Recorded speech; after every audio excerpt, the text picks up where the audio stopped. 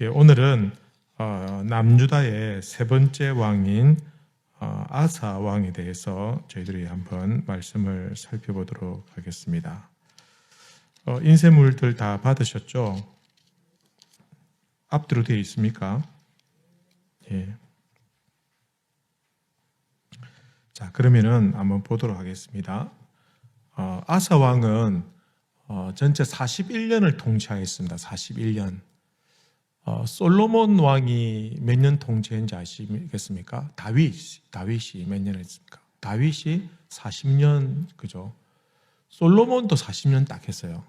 근데 아사는 41년이나 했어요, 그죠? 그러니까 1년 더 길게 통치했죠, 그죠?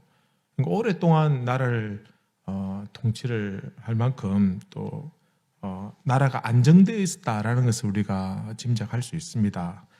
그리고 그의 아버지 이름이 누구랬습니까?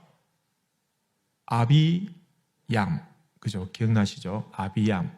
역대하에서는 아비야라고 이렇게 기록했습니다. 그죠? 그의 아버지의 이름이 아비얌인데, 아비얌의 어머니가 뭐라고 했습니까? 지난 시간에 공부했는데, 마아가라고 했습니다. 마아가. 그죠? 우리 엄마 이름도 잘 모르고 이러는데, 마아가라고 했는데 오늘 성경에 보니까 마아가가 이 아사가 그의 어머니 마아가 이렇게 또 표현되어 있어요. 그죠? 그러니까 도대체 누구 엄마란 말이냐? 아버지 엄마란 말이냐? 아니면 이 아사의 엄마란 말이냐? 그죠? 지난번에 말씀드렸듯이 이스라엘의 족보를 할 때는 우리가 번역상으로 할 때는 누구의 아들, 누구의 아들, 누구의 아들이라고 하지만 진짜 아들인 경우도 있고 진짜 아들이 아니고 손자인 경우도 아들이라고 이렇게 합니다. 그래서 14대 14대 14 딱딱 끊어지는 게 아니라 사실은 좀 있는데 생략하고 바로 이렇게 넘어가서 이렇게 하는 경우들도 있고요. 그래서 남자만 그런 것이 아니라 딸, 어머니 이런 표현을 쓸 때도 그의 어머니 누구누구 이렇게 표현합니다. 이렇게 왜 이렇게 표현하냐면은 영향을 다이렉트로 받았을 때에 그런 표현들을 많이 사용한다라는 겁니다. 지난주에 아비살롬의 딸 마아가라고 했지 않습니까? 그죠? 성경에는 그죠? 그렇게 되어 있는데 지난번에 우리가 공부할 때 제가 딸에 대해서 얘기할 때 압살롬의 누이가 다말이고 그죠? 그리고 또 압살롬이 자기 누이의 이름을 따서 자기 딸도 다말이라고 했어요. 그죠? 그런데 이 다말밖에 없는데 어떻게 압살롬에 또 마아가가 있을 수 있냐? 그래서 실제로 압살롬의 바로 실제로 낳은 딸이 아니라 자기 딸이 다말인데 이 다말이 우리엘이라는 사람과 결혼을 하고 거기서 난 딸이 마아가. 그죠? 그래서 압살롬의 딸 마아가 이렇게 표현하는 그런 경우들이 있어요. 왜냐하면 이 마아가를 설명할 때 그의 엄마가 다말이고 뭐 어쩌고저쩌고 이렇게 표현 안 하고 누구의 직계라는 걸 누구의 바로 자손이라는 걸 강조할 때 누가 들어도 알만한 사람 압살롬 그죠? 아비살롬 압살롬 이렇게 표현하는 경우들이 많아요. 그죠? 야, 쟤는 누구 집안이고 얘기할 때 누구 집안이냐 물어볼 때 우리 교회에서도 그러잖아요. 그죠? 애가 참 뭐랄까 이렇게 잘생기고 뭐 얘기를 예쁘고 아니면 뭐가 좀 도드라지게 하면은 쟤 누구 집에 있냐 물어보면은 그 집에서 제일 대표적인 사람을 딱 찍어서 얘기해요. 진짜 엄마, 진짜 아빠 얘기보다는 그 장로님 손자다 이렇게 표현할 때가 있어요. 아버지가 있는데 아버지를 잘 모르니까 교인들이 엄마도 있지만 엄마도 잘 모르지만 할아버지가 장로님이니까 아이 그 장로님 애다, 그 집 애다 이렇게 얘기하잖아요. 그죠? 그렇게 표현을 하잖아요. 안 합니까? 하잖아요. 그죠? 그러니까 성경에서도 좀 그런 표현들이 많이 있기 때문에 우리가 고지고대로 번역되어 있는 그 표현을 그대로 보면은 이게 안 맞는 게 좀 있을 수가 있다라는 그런 것들은 번역상에 그런 의미가 있다라는 것을 염두에 두고 성경을 보시면 좋겠습니다. 자, 이 아사 왕이 여전히 자기 아버지 아비얌도 할머니의 마아가의 영향을 받아서 우상을 섬기고 하는 일들에 굉장히 이렇게 영향을 많이 받았어요. 그래서 아사도 그런 상황이었지만, 그러나 참 놀라운 것은 이 아사가 할머니의 영향을 전혀 받지 않고 자기는 처음에는 하나님을 잘 섬기는 그런 왕으로 출발을 하게 된다라는 것입니다. 어떻게 하냐면 아사가 왕이 되었을 때 먼저 첫 번째로 한 일이 뭐냐면은 자기 아버지가 아비암 아닙니까? 제가 지난 시간에 말씀드릴 때 아비암 얘기할 때는 아비암은 뭐 많이 했다 했습니까? 자식들 많이 낳았댔지 않습니까? 그죠? 통치는 몇 년 했습니까? 3년밖에 안 했어요. 꼴랑 3년 하면서 알을 많이 낳아가지고 그 알을 갖다가 전국 방방곳곳에 성읍들에 그죠? 그 성의 성주처럼 이렇게 다 보내가지고 거기서 편안하게 살 수 있도록 이렇게 조치를 취해줬어요. 이제 아사가 왕이 되는데, 근데 자기 형제들이 다 가가지고 성주 될 만한 자격도 없는데 가가지고 뭐 하겠습니까? 그 마을 제대로 통치하겠습니까? 맨날 먹고 놀고 성읍을 잘 지키지도 않고 백성들 잘 돌보지 않고 그렇게 있는 거예요. 우상을 섬기든지 말든지. 그러니까 이 아사가 첫 번째 한 일이 뭐냐면 그 성읍들을 전체적으로 중요한 도시 성읍들, 마을들 이런 것들 좀 정비를 이렇게 합니다.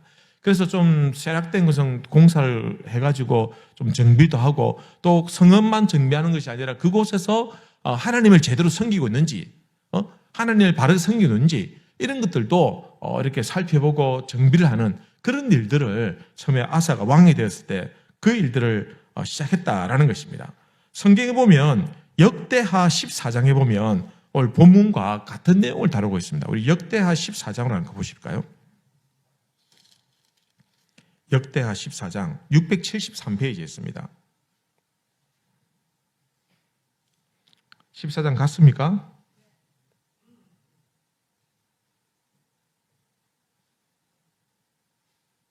자, 거기 중에서 5절 말씀을 한번 볼까요? 역대하 14장 5절 말씀만 같이 한번 읽겠습니다. 시작. 또 유다 모든 성읍에서 산당과 태양상을 없애매 나라가 그 앞에서 평안함을 누리니라. 그리고 6절 하반부에 보면은 그가 견고한 성읍들을 유다에 건축하니라. 그죠? 그러니까 형식적으로 그것도 떠날 때 성읍들을 제대로 건축할 수 있도록 하고, 그 다음에 그 성읍들에 있는 산당들, 우상들을 제거하는 일들을 이렇게 그가 통치 초기에 이 일을 했다라는 것입니다. 자, 그렇게 하면서 군사력도 강화시킵니다. 어떻게 한번 볼까요? 14장 9절 볼까요? 9절. 9절 보시면은 8절부터 보십시다. 8절 같이 읽습니다. 시작. 아사의 군대는 유다 중에서 큰 방패와 창을 잡는 자가 30만 명이요 베냐민 중에서 작은 방패를 잡으며 활을 당기는 자가 28만 명이라. 그들은 다 큰 용사였더라. 지금 왕이 되고 난 다음에 유다와 그리고 베냐민, 그죠? 이 두 지파만 남쪽 이스라엘의 그 지파가 됩니다. 그게 군사가 몇 명인가? 30만 명하고 28만 명, 합쳐서 58만 명이죠. 그죠? 58만 명이면 자기 아버지 때보다 훨씬 더 군사가 더 많아요. 그리고 놀라운 것은 다윗 때보다도 군사가 더 많아요. 다윗 때는 47만 명이에요. 47만 명. 다윗 때는 47만 명 가지고 나라를 다 평정하고 그 주변국들까지 완전히 평정시킬 만큼 아주 강력한 군사를 가지고 있거든요. 자, 여기서 이 아사가 58명이라는 많은 군사를 거느리게 됐고, 그때 마침 9절 보시면 구스 사람 세라가 그들을 치려하여 군사 몇 명? 100만 명을 이끌고 쳐들어오게 됩니다. 그죠? 그때에 구스는 어디냐면은 저 이집트하고, 그죠? 우리가 이집트 애굽의 지대를 딱 볼 때 거기서 약간 오른쪽에 그쪽 지역에 구스라는 지역이 있습니다. 그러니까 저 아래쪽에 있는데 이 구스 사람들이 100만 명을 이끌고 유다를 공격해 옵니다. 공격해 오는데 그때에 하나님께서 이 아사가 이 전쟁에서 이기게 됩니다. 어떻게 이기는지 볼까요? 14장 11절 보십시오. 14장 10절, 11절. 11절입니다. 11절 죄송합니다. 11절 같이 있습니다. 시작. 아사가 그의 하나님 여호와께 부르짖어 이르되 여호와여 힘이 강한 자와 약한 자 사이는 주밖에 도울 리가 없사오니 우리 하나님 여호와여 우리를 도우소서. 우리가 주를 의지하오며 주의 이름을 의탁하옵고 이 많은 무리를 치러 왔나이다. 여호와여 주는 우리 하나님이시오니 원하건대 사람이 주를 이기지 못하게 하옵소서 하였더니 12절에 여호와께서 구스 사람을 아사와 유다 사람들 앞에서 치시니 구스 사람들이 도망하는지라. 반도 안 되는 숫자 가지고 100만 명을 가지고 100만 명을 상대해서 이깁니다. 근데 어떻게 이깁니까? 아사가 11절에 여호와께 부르짖어 하나님 우리는 힘이 없습니다. 하나님 우리를 도와주십시오.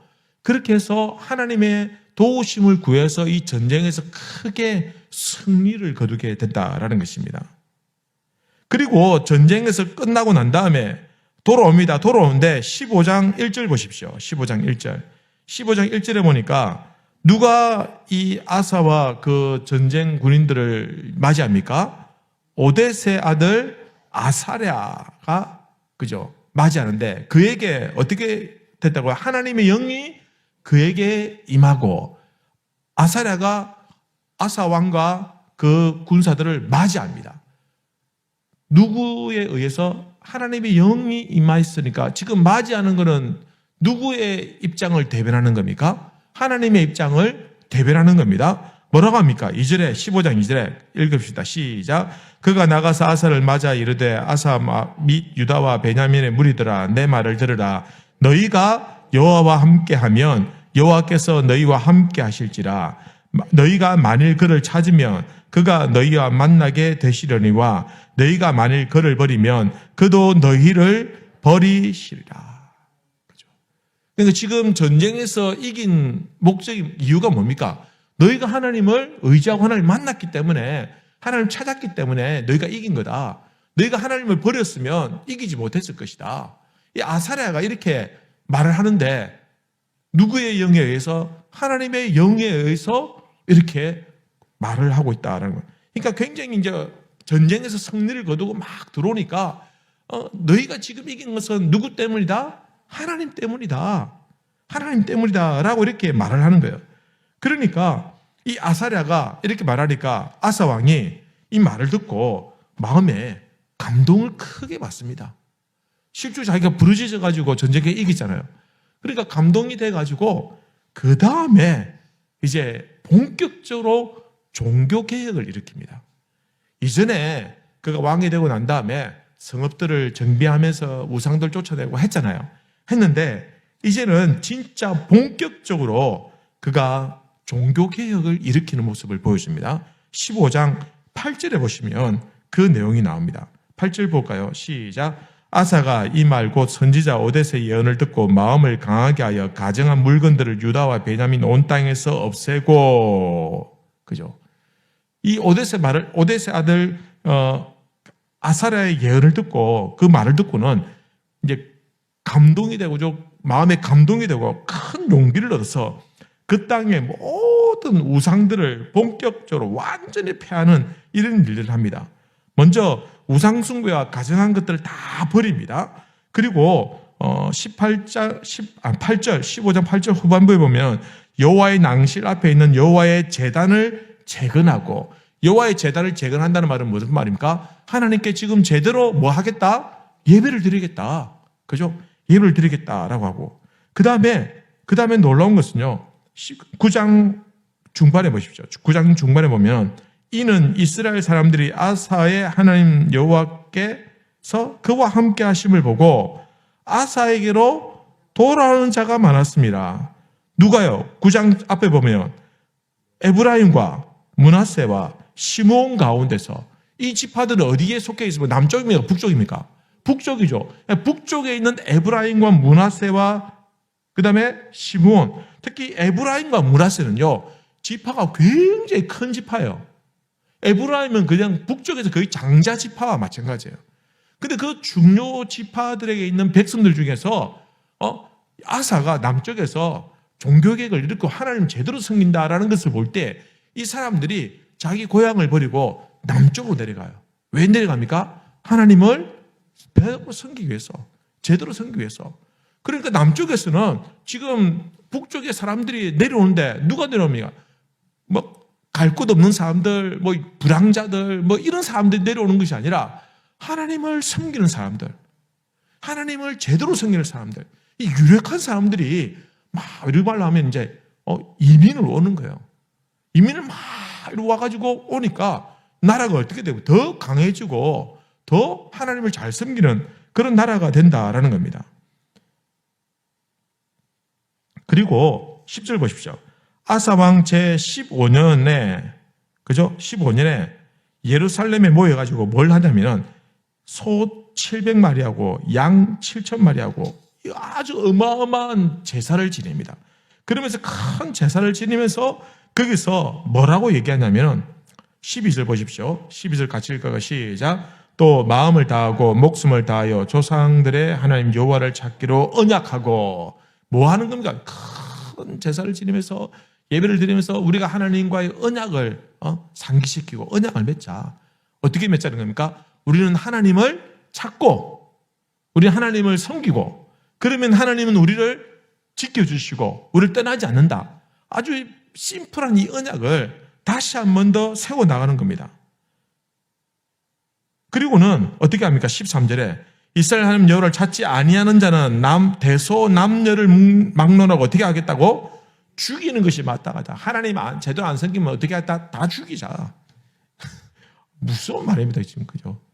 하나님 똑바로 안 섬기면 대소 남녀를 어른이나 애나 남자나 여자나 불구하고 다 죽이는 것이 마땅하다.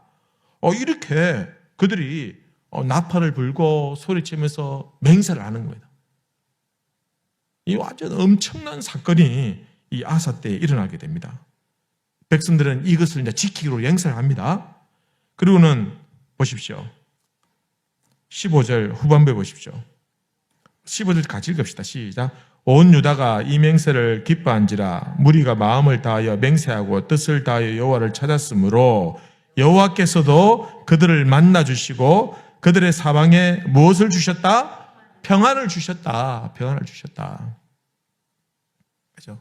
하나님께서 남유다를 축복해 주시는데 100만 명과 싸워서 이기게 하시고 그리고 아사가 종교 계획을 일으켜서 온 나라에 있는 모든 우상들을 다 싸그리 다 불태우고 버리고 그리고 하나님 앞에 언약을 맺습니다. 맹세를 합니다. 하나님 바로 섬기겠다. 그러니까 하나님께서 온 사방에 평안을 주셨다.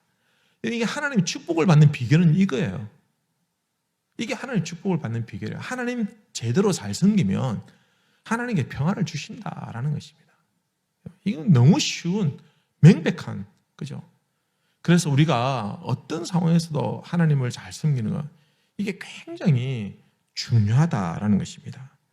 그런데 문제는요, 등잔 밑이 어둡다고 온 나라를 이렇게 했는데 16절에 보니까 마아가가 이 태우가 가장 가까이 있는 태우가 우상을 섬기는 거예요. 우상을 섬기니까 아사가 어떻게 합니까? 16절 중반에 보면 아사가 그의 태우의 자리를 폐하고 그의 우상을 찢고 빻아서 기드론 시내가에서 불사다 버렸다. 그냥 홀라당다.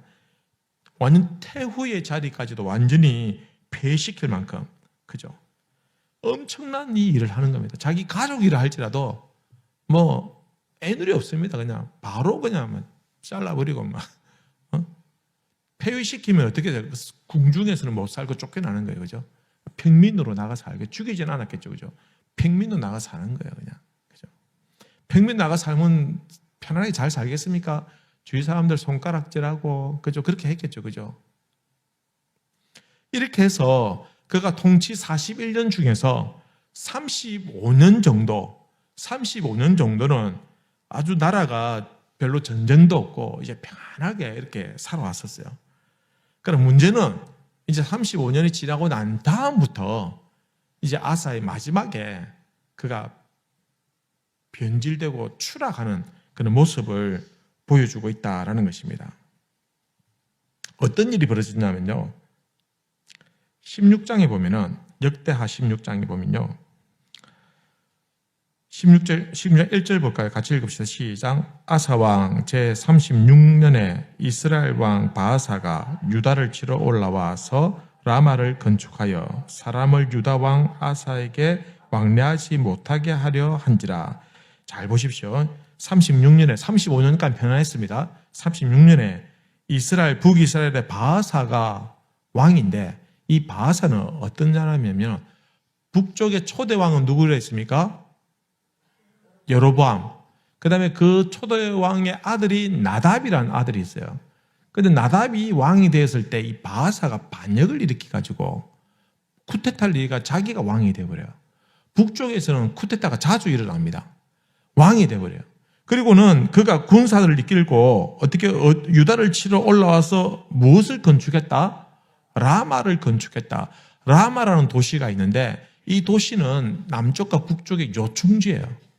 근데 그 당시까지는 남유다에 속해 있었는데 이 바하사가 거기 쳐들어와가지고 그걸 빼앗고 건축을 하고 그 다음에 건축한 목적이 뭐라고요? 유다 왕 아사에게 무엇하지 못하도록? 왕래하지 못하도록. 아까 제가 말씀드렸죠. 이 북쪽에 있는 사람들이 남쪽에 하나님 제대로 생긴 아예 이민 온 사람들도 있고 그리고 절기 때마다 내려오는 사람이 있었어요. 북쪽은 이미 여로보암이 뭐 했습니까? 우상 숭배하고 있잖아요. 자기가 정통 제사장은 다 잘라버리고 사이비 제사장들 세워가지고 우상을 섬기잖아요. 그게 계속되고 있었대요.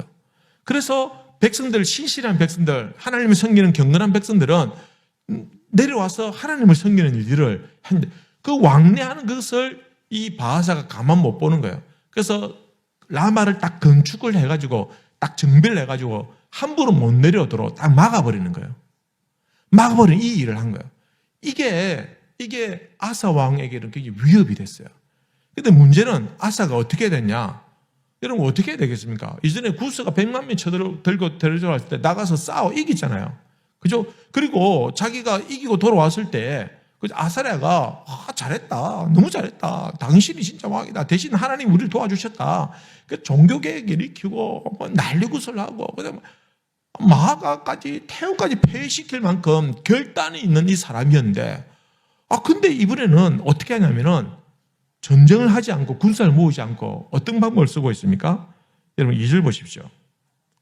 자, 2절 같이 읽습니다. 시작. 아사가 여호와의 전 곡간과 왕궁 곡간에 은금을 내어다가 다메섹에 사는 아람 왕 베나닷에게 보내며 이르되 저 아람, 그죠? 저 북이스라엘 쪽에 가까운, 그죠?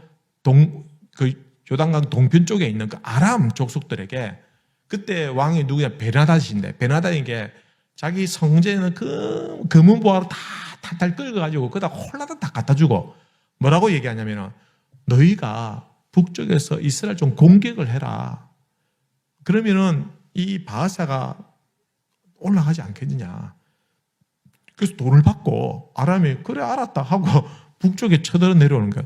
몇몇 성읍을 점령하고 싸우고 이러니까 바하사가 남쪽만 막 신경 쓰고 있다가 북쪽에 일이 터지니까 어떻게 합니까? 라마 건축하는 것을 중단하고 5절 보십시오. 5절 있습니다. 시작. 바하사가 듣고 라마 건축한 일을 포기하고 그 공사를 그친지라. 그리고는 북쪽 올라가 버린 거예요. 그래서 남쪽에는 어떻게 됩니까? 라마는 건축이 완성되지 않았어요. 그죠? 자, 이를 두고 두 가지 엇갈린 견해는 한쪽은 전쟁 안 하고 피 흘리지 않고 우리 자식들 안 죽이고 뭐 금은 보아야 또 모으면 되지. 그걸로 외교적으로 잘 했구나. 야, 역시 아사 왕이 노련하네. 이런 의견이 하나 있었어요. 또 한쪽은 그래도 그렇지. 근데 그걸 어떻게 성전에 있는 걸 갖다 바쳤냐? 우리가 뭐 잘못한 게 뭐 있냐? 우리 하나님 섬기고 있지 않냐? 나가 싸워야지.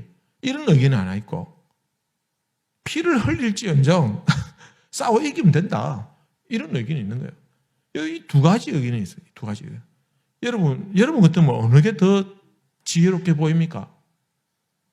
여러분이 볼 때는 어느 게 더 지혜롭게 보입니까? 우리는 답을 알고 있지만 답이 아니라고 생각할 때 결론적으로 보면 전쟁 안 하고 다시 그것을 회복시켰잖아요. 그럼 어느 게 잘했습니까?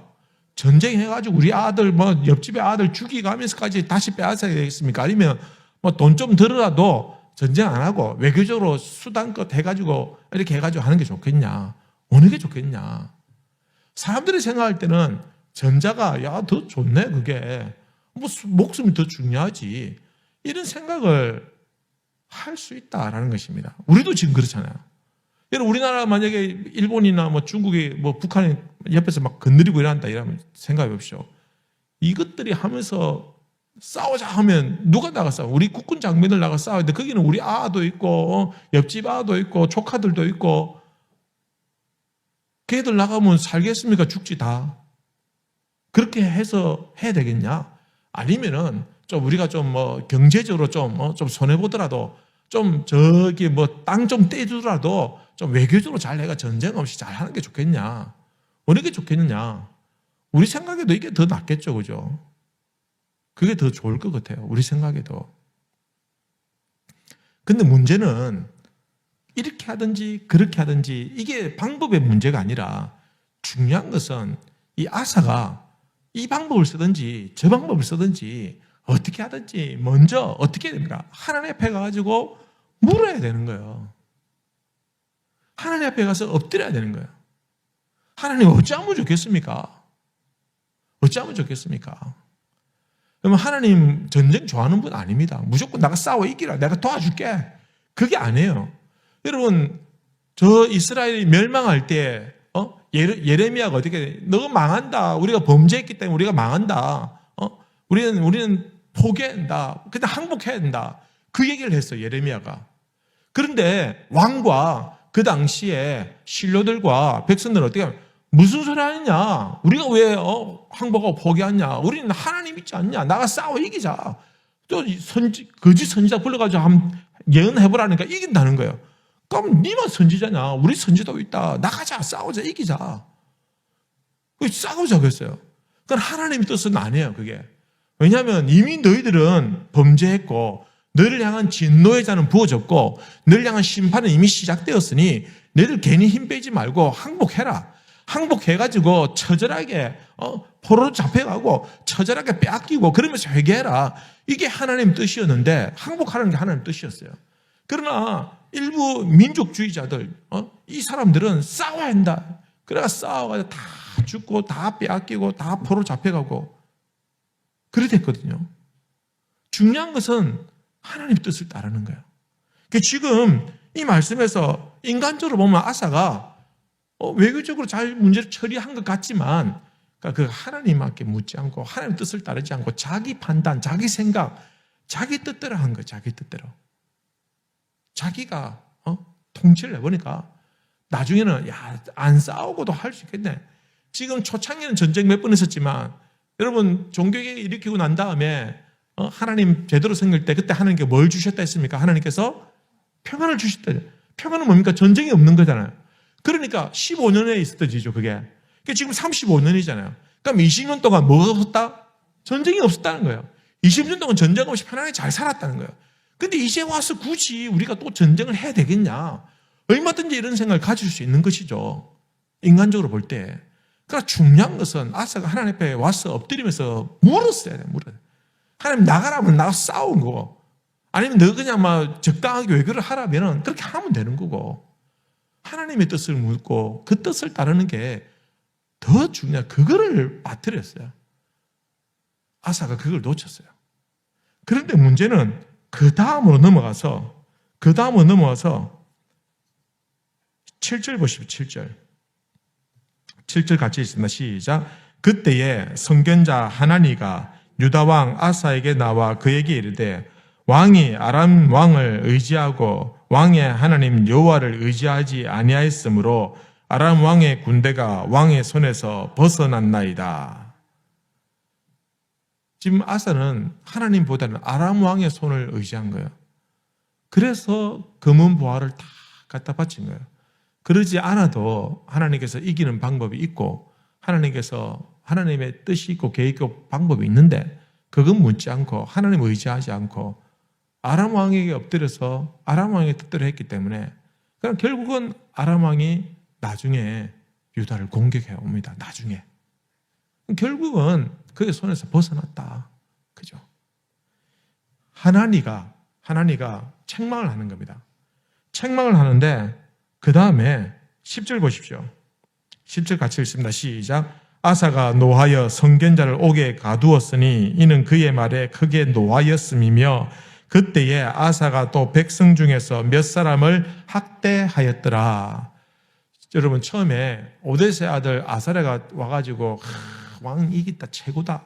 근데 하나님 도와주신 거다. 그러니까 그러냐 가자 끝까지 가자 종교회 이렇게 난리 나고 했는데 이제 자기가 막 자기 경험으로 자기 뜻대로 전 피 흘리지 않고 뭐 돈 좀 손해봤지만 이래가지고 어떤 외교적인 문제를 딱 했는데요. 자기도 이겼어요. 이기는데 이번에는 하나님이 와가지고 네 잘못했다. 네 잘못했다 얘기하니까 아사가 속된 말로 꼭지가 돌아왔어요. 그래가지고 하나님을 옥에 가두라. 하나님을 옥에 가두니까 백성들이 웅성웅성하고 난리난 거예요. 아니 어떻게 그럴 수 있냐 하니까 이 아사가 나중에는 백성 중에 몇 사람을 학대하였다. 학대했다는 말 뭡니까? 잡아들여가지고 고문하고 그래 했다는 거예요. 그죠? 자기를 건드린, 자기 자존심을 건드리니까. 자기를 잘못했다고 하니까 난 잘했는데 잘했다고 칭찬해 주니까 그 뜻대로 이렇게 하다가 잘못했다 하니까 옥에 가두고 학대하고 아사가 지금 그런 상황이 되었다라는 것입니다. 여러분, 아사는 하나님을 의지했어야 됩니다. 근데 자기 생각대로 한 거예요. 그가 노하여 하나님을 감옥에 가두고 일부 백성을 학대를 하고 그 후에 16장 12절 보십시오.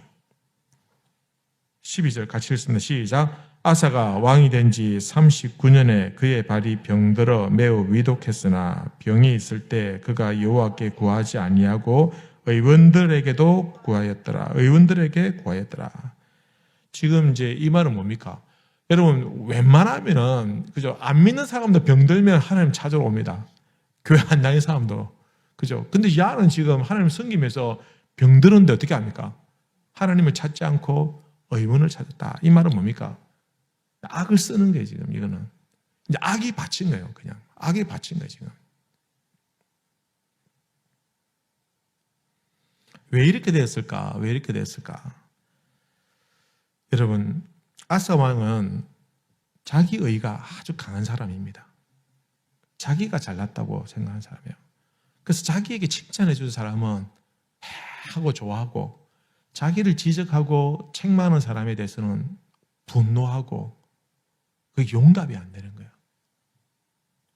어떻게 보면 이 성격이 굉장히 위험한 성격입니다. 굉장히 교만해요. 마지막까지 하나님을 찾지 않잖아요. 그죠? 인간의 자존심이 그만큼 강하다는 거예요. 죽을 때가 내 죽이라. 죽으면 죽었지. 내가 교회 안 간다. 이런 딱 상황에 와 있는 거예요. 자신은 잘못한 게 없다. 나는 틀릴 수가 없다. 나는 내같이 이성적이고 내같이 바르게 하는 사람이 어떻게 그럴 수 있겠냐. 나는 안 틀린다. 이런 생각에 갇혀 있는 순간 하나님도 없고 사람도 없고 죽을 때까지 하나님 덩겼던 이 아사의 모습을 보면서 이런 발에 병 났다고 했는데 암 걸렸다고 하면 좀 이해가 돼요. 아니면 어디 가다 머리가 깨졌다고 하면은 그런 이해가 돼요. 발에 병 났다는 말은 여러분 성경에서 발에 병 나가 죽은 사람 얘밖에 없어요. 그렇게 큰 병이 아니에요, 여러분. 여러분 제가 병원에 입원했는데 갑자기 입원했다. 목사님 입원했다. 왜 무슨 일인데 무슨 일이었나? 세상에 어디 큰 병으로 입원했다 이러면 사람들이 놀래가지고 걱정해 하겠죠. 근데 병원에 입원했는데 왜 무슨 일 하더라? 뭐라 생각했어요 사람들이? 무슨 가지고 무슨 병원에 입원하느냐? 그냥 무조건 바람 맞지. 이렇게 생각 안 하겠습니까? 그죠? 발에 병 들린 게 어떤 병인지 잘 모르겠지만 벌레 충이 먹어 죽은 왕도 있지만 그만큼 그가 하나님께서 제 생각엔 그래요. 죽일 작정으로 그에게 병을 주시진 않았을 것 같아요. 근데 야가 끝까지 악을 쓰면서 하나님을 의지하지 않고 찾지 않는 거예요. 자기 잘못했다고 하니까. 내가 이렇게 35년 동안 나라를 세우고 바로에가 전쟁이었고 평안하지 않냐? 아무 문제 없지 않았냐? 내가 잘해왔는데 네가 뭔데? 하나님 네가 뭔데? 하나님의 뜻을 가지고 니 하나님에게 저항하는 것은 하나님에게 저항하는 것이거든요. 팔에 병 났을 때 회개하고 그가 엎드렸으면 하나님께서 병 낫게 해주셨을 것 같아요. 제 생각에는. 근데 끝까지 자기는 잘못할 게 없다는 거예요. 그는 그 병으로 39년에 병 나서 2년 동안 병아리 하다가 죽게 되었다라는 것입니다. 여러분, 통치 초기에는 하나님을 의지하고 참 전적으로 하나님께 순종하는 듯 하였지만 말년에 자꾸 자기 생각과 고집으로 무너져 갔다라는 것입니다. 그래서 처음부터 끝까지 잘한다는 게 정말 중요하고 어려운 일입니다. 어려운 일입니다. 하지만 끝까지 잘하는 게 정말 중요합니다. 정말 중요합니다. 처음엔 다 잘해요. 처음엔 다 잘해요. 여러분, 제가 고3 때 딱 고3이 딱 되는데 선생님이 세상에 7시까지 학교를 오라는 거예요. 7시까지. 그때 7시면 집에서 일어날 때거든요. 그때까지 도착하라는 거예요. 아들이 비쭉 튀어나오고 말도 안 돼. 다른 반 물어보니까 8시까지 오래 샀고 이런 거예요. 그러니까 우리 반만 왜 7시까지냐? 다른 반 8시인데 그때 8시 앞으로 온 반이 없었어요. 우리 반만 다 7시에 선생님이 독하게. 그러니까 근데 애들 또 다 와요. 다 오고 처음에 학교 막 쓰느라 했거든요. 네 가고 싶은 대학교 일단 지금 희망학교 쓰라 이러니까 부산에서는 부산대학교가 제일 세거든요. 부산대학교 밑으로 한 명도 없어요. 전부 다 절반은 부산대학교, 나머지 절반은 뭐 서울대, 연고대, 뭐 이화여대 막 다 이랬어요. 어떤 그 당시에 부산에서 어떤 분위기냐면 예를 들면은 서울에 한 중위권 대학이 있지 않습니까? 우리 가까이 홍대라고 합시다. 홍대에 갈 거면 차라리 부산대 가지 홍대 가냐 이러면서 그런 분위기로 부산대가 굉장히 세거든. 지금은 너무 중앙 집중이 돼가지고 좀 그렇지만 굉장히 좀 셌어요. 그러니까 그 밑으로 아무도 없는 거야. 그 밑으로는. 그래 아주 열심히 했어요. 처음에 7시까지 와가지고 죽을 열심히 공부하고 막 코피 터져가면서 막 아침 7시까지 와가지고 저녁 10시 반까지 자율학습하고 그래야 집에 보냈거든요. 다 열심히 했어요. 그러나 끝까지 가는 놈이 별로 없더라. 별로 없더라. 여러분, 우리 직분도 그렇지 않습니까? 처음에는 막 두렵고 떨리는 마음으로 하나님께 나에게 주신 이 직분 내가 충성을 다해서 주의 몸된 교회를 섬기고 성도를 사랑해야지 하다가 나중에는 용두사미처럼 이렇게 되는 경우들이 많다라는 겁니다. 그래서 끝까지 충성하는 게 어렵습니다, 여러분. 하나님께서 끝까지 충성한 자를 기뻐하실 줄 믿습니다. 여러분, 은퇴할 때, 여러분, 때가 되면 은퇴를 하는데, 여러분 아셔야 될 게, 사실은 그냥 은퇴하면 안 됩니다. 은퇴할 자격이 있어야 교회에서 은퇴식을 해주는 겁니다. 열심히 봉사 안 하고, 뭐, 그냥 있다가 아무것도 안 하고, 있다가 때가 되고 은퇴한다, 은퇴식 한다? 그거는 사실은 요즘 사람같이 뭐, 안 해주면 이제 교회가 완전 발칵 뒤집어지고 막 난리 나가지고 삐끼고 막 이리 하기 때문에 어쩔 수 없이 그렇게 하지만 그러나 은퇴하시는 분들의 마음에서는 내가 은퇴식을 할 만큼 부끄러움이 없어야 됩니다. 내가 정말 충성을 다해서 주를 섬겨 왔는지 내가 봉사를 해왔는지 내가 어떤 상황 속에서도 열심히 다했는지 그 마음이 있어야 되는 거예요. 그게 있어야 내가 떳떳하게 자랑스럽게 하나님 앞에서 은퇴를 하지. 이게 없으면은 은퇴하기 부끄러워하죠. 부끄러워요. 지금 이제 은퇴하지 말라는 얘기가 아니고 나중에 됐을 때 당당하게 은퇴할 수 있도록 마지막까지 열심히 충성하고 봉사하시길 바랍니다. 은퇴식 하면 계속해서 죽을 때까지 충성하고 봉사하시길 바랍니다. 우리 하나님 앞에 받은 직분이 있으니까 또 그죠? 교회 직분은 그걸로 끝나지만 내가 또 하나님 앞에 받은 사명이 있잖아요. 내가 죽을 때까지 하다가 가는 거예요. 그때 갔을 때 하나님께서 수고했다 하고 어깨 두드려주면서 안아주시지 않겠습니까? 아무것도 안 하고 왔다면은 하나님 얼마나 반겨주실지. 그죠? 아사에 참 잘했는데 마지막에 오늘날 우리 현대인들이 가질 만한 그런 어떤 자기의가 강한 그 심성 때문에 마지막이 좋지 않았다라는 겁니다. 여러분, 하나님 앞에서 우리가 겸손하게 하고, 그죠? 죽을 때까지 충성하고, 여러분, 그렇게 사시다가 하나님 나라에 가면 얼마나 감사하겠습니까? 그죠?